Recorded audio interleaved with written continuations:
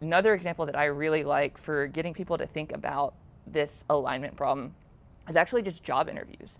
So like as we are evaluating these AI systems, right? Like we don't fully know what's going on inside the brains or the inner workings of these like LLMs or these models, right? We like the way that we assess these models is we are measuring the outputs. And like think about it like with a job interview, right?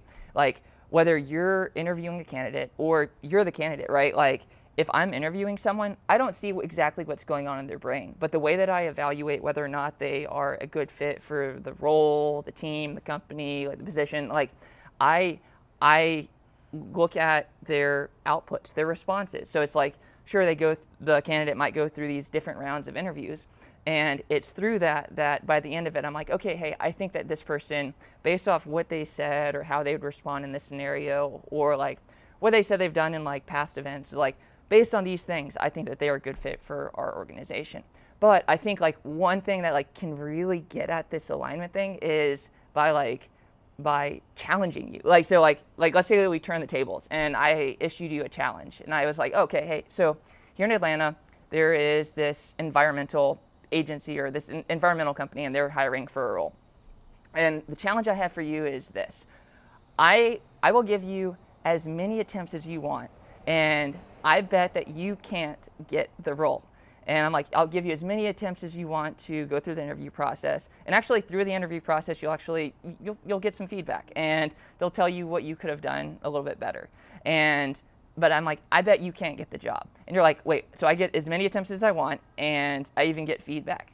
So like maybe you go through the process 100 times, but eventually, right, you're going to figure out like what they're looking for, what you can do to kind of give them the responses that they want. And then maybe a couple months down the road, you land that job.